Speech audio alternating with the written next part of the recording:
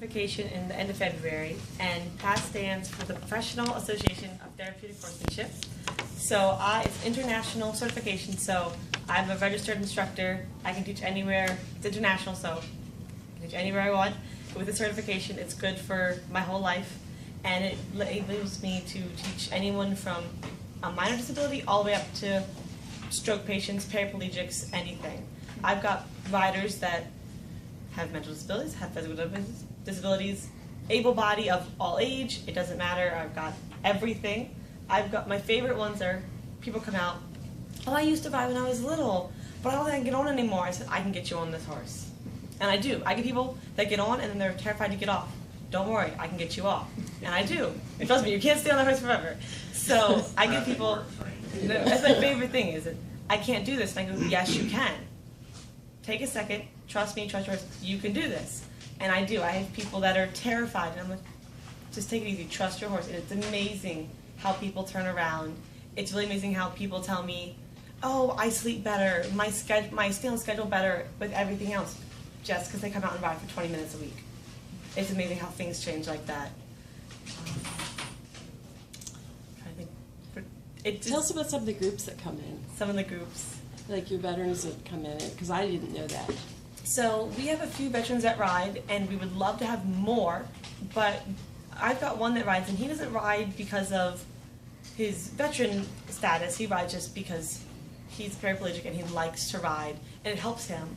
But we would love to have more come out that ride. We actually have a program. I don't run it. It's a separate program that is use our facility, and it's Operation Warrior Refuge, and they help current and retired military with their PTSD and families, and they come out and they don't ride, they just handle the horses and deal with them, and it's like a therapy session. It's equine assisted psychotherapy, and they use the horses to, you see the typical therapist, oh, you're sitting on the couch, tell me about your problems, but they let the horses show them back. And it was amazing how I asked the lady that teaches it, I said, will you please do a session with me so I can understand what exactly you do? And she goes, oh, absolutely, I'd love to. So she had 3 horses in the arena, and she goes, go get one and bring it to me. And I'm like, I got this, I know horses. No, this horse would not come with me. And of course, so then I went and got a different horse that I knew would come with me, and she goes, well, why'd you go get the other horse? And I said, because you told me to bring you a horse. And she goes, so even though you'd like that horse better, you brought me a different one because you wanted to please me. And I said, that's an interesting thought. And I was like, it's amazing how just she watches you and she brings it back. The horses tell you exactly, and there's another one, she was like, hey, you take this horse over this obstacle. This horse, there's nothing leading these horses, they're just loose. And I'm like, I got this horse, I can lead horses around. No, this horse proved me wrong, that it wouldn't come with me. And I was like, okay, maybe I need to take a step back and look at this from a different angle. So it's really cool how you think you may know something, and the horses will go, no, you don't. Let me show you different. So that was really cool. That really blew my mind about how, because these people that come out don't know anything about horses. They're just veterans, and they have heard that it'll help them. So it's really cool watching them progress and work with the horses and how it helps them come back to themselves. So it's really, really cool to watch them do it. You told me, too, that elderly people come out there sometimes. I do. I have several 75-year-olds that ride with me. They're also telling me, I can't get on this horse. I said, don't worry, I'll get you on. And they love it. They come out and ride with me all the time. You had a question?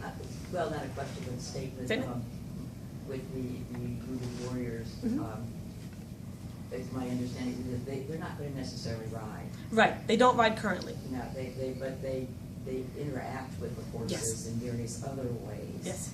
They don't have to get on the horse in order for them to partake in this therapy. Correct. Session. We would like for them to ride, but so far none of them are interested in riding. They just kind of want to come out and be with them, which that's okay too. Sometimes I have a better work session with my horse from the ground than on top of her. That's it's a better understanding. You can really watch them, and we have a horse that was abused, and you can tell when she'll start to trust you.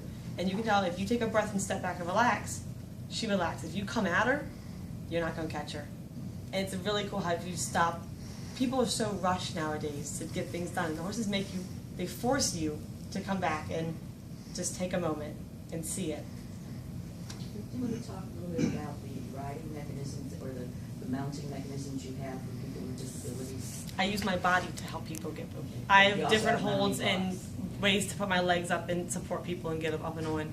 I do have big ramps for people that physically can't get their leg up high enough to get onto the horse, but other than that, I don't have any special equipment. That it's just me and you and the horse. That's all I need. As I tell people, it's a triangle. It's a relationship triangle. It's you and the horse, and I'm just out here helping you communicate with each other. It's really about you two. It's you, each other. It's not me. I'm just over here helping you guys communicate until you can hear each other how I can hear my horse. But that's what I'm there for. How many horses do you have out there now? I just got 3 more in, so I've got 18 right now, which is way too many. Things have changed over the years. There's 18 of them out there right now. There's too many. There's a bunch that I brought in just for summer camp, and they'll be leaving again at the end of the summer. And then we're going to cut the numbers back down. There's too many out there. When I was on board there, I think we had 2 to 3 at any given time. Nope, there's 18. Yeah. There's 18. Technically, there's actually 20 on the property because the ranger has 2 of their own horses, but they're not ours. But they're still on the property. So there's technically 20 on the property right now. And goats. We have goats too, and they're hysterical. They're a lot of fun. And I'll tell you, she knows every single one of those horses. I just am amazed. You know their personalities. She knows what they're going to do, what they're not going to do, what they don't like. I'll just say, from somebody who's never really been around horses, she has helped me to understand it's like 90% psychological. You really have to trust the horse, trust yourself. There really is some communication that goes on there, and it's just been a real, she's a great teacher. And if you don't want to ride, this is where I'd say go. Yeah, we have a great time. How do the horses get into the program? So the horses that come into our program, we don't own any of our horses. They're all leased to us. And so they're all still privately owned by their owners. Their owners are welcome to come out and see them, ride them, whichever. But we get to use them first for our program. So we lease them. They stay with us for free, and we use them unlimitedly in our program. And if I have someone that is interested, they go, oh, I got this great horse. So they'll either call the office or put in an email to me, and if I think it's something worth pursuing, I'll go out and evaluate this horse. I'll ride it, see if it can handle some crazy things happening to it, and if I like it, I'll bring it in, and if not, I'll go, thanks, but I got too many of them right now. So that's how horses come in or they leave. Yes. So you have to continue, if a horse has been ridden, you have to continue riding it. Is that correct? I mean, if you don't ride it for a long time, It depends on the horse. Just like humans, some people can do nothing for 15 years and go up and just be totally okay. And some people have to keep active. So it really depends on the horse. It depends on their breed. Some of them are a little bit more hardier than others. Some of them have just better mentalities than others. So it really depends. Like my horse, I can leave her in the field for 2 months, go out and take her for a 10-mile ride. She's okay. But some of these other horses couldn't do it. So, and that has to do with her breeding and her age and her temperament. She's got that she's young and fiery, so she's ready to go. There's another question over here. Yes. Do you do strictly American or American and European? We ride English, but I will tell you, we ride an English tack, but I teach basic horsemanship that is suitable for whatever kind of tack you want to ride in.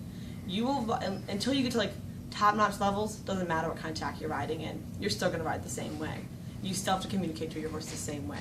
And that's the hardest thing that I have people, oh, I need to ride Western because I need a horn to hold on to. That horn's not there for you to hold on to. That horn's there for you to rope cattle off of.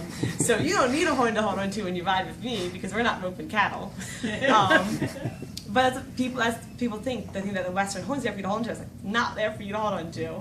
And it's amazing. I get people that used to ride Western, and they come over and they're like, well, I need a horn. I said, you don't get a horn. I said, whoever taught you, I said, you need to learn your balance.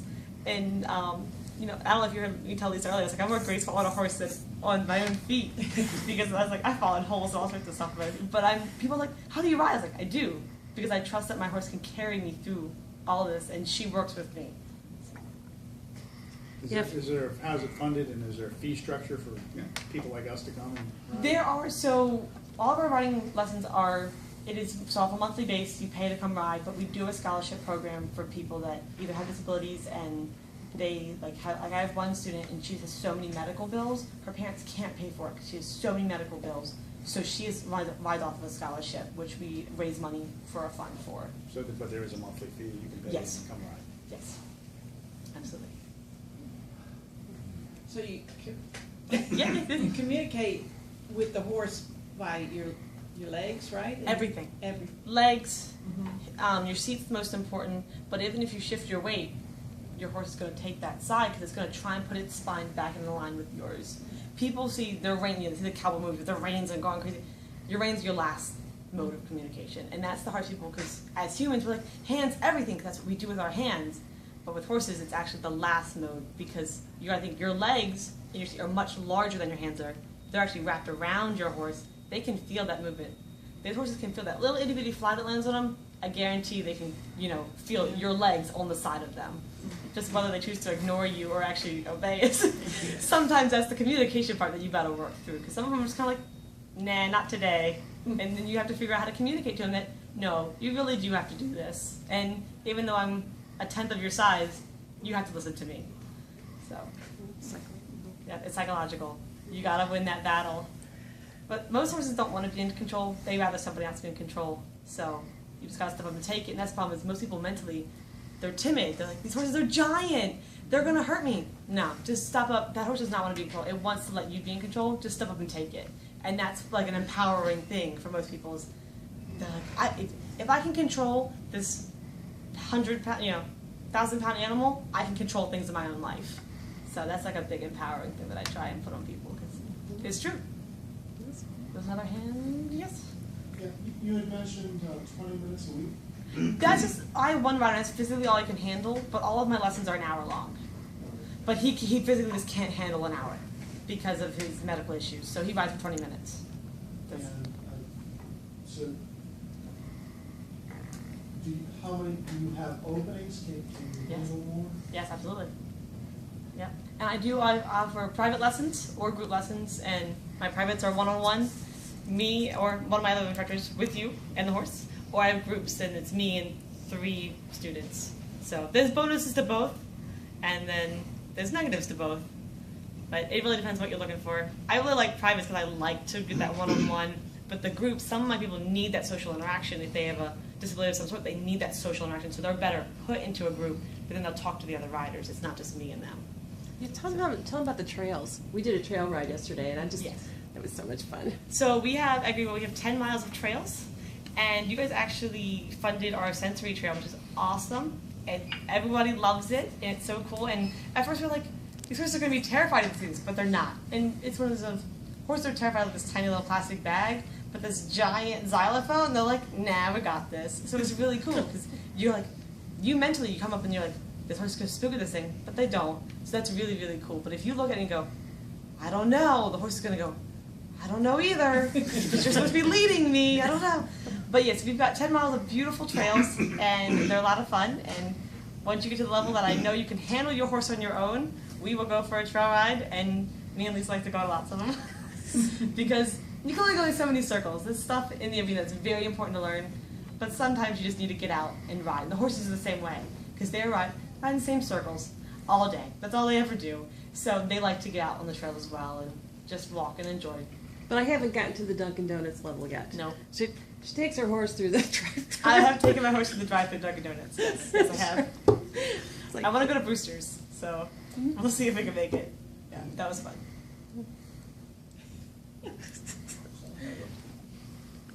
so anybody who wants to come ride with me. 235? In Charlotte Hall. My horse used to be in Mechanicsville, so we rode on that new bike path thing, because we figured it says pets have to be leashed. We're like, well, we're in control of them. Doesn't that count as a leash? So we rode them through, and then rode them through the traffic light at where the Rita's is at. We went through the traffic light there, and then came up behind it with the Dunkin' Donuts. Yes, yes, we did. It was a lot of fun. An interesting reaction from the person at the drive-thru. It made their day. They were like taking pictures of us, and they were like couldn't believe their eyes. It was a lot of fun. We had people stop and ask like, "Where are you from? Like, what are you doing?" And we're like, "We wanted a donut." We were riding our horses and wanted a donut, so we figured we'd just ride a little longer and go get one. Then the horse gets donuts too, or? We gave them muffins, but they wouldn't eat them, and we were really sad. So we did buy them muffins, but they didn't like to eat them. They were more interested in the grass that was on the ground. They like carrots. love I noticed the carrot lady. That's right. I my 2 pounds. If you just showed up without carrots, they're all really upset. there any other questions? Maybe we can use the horse and the rider to publicize the kayak race. Yep. People put a little rotary, you know. Little blanket on the side. I've done it with stuff. I've dressed my horse up in all sorts of weird stuff. My horse has a tutu that she wears for her birthday. So there's all sorts of strange things that happen. My wife wants to dress the cat. Yeah. I'm not gonna let her talk to you. I had a custom made tutu for her, so because it's giant. We have a little gift for you. Oh,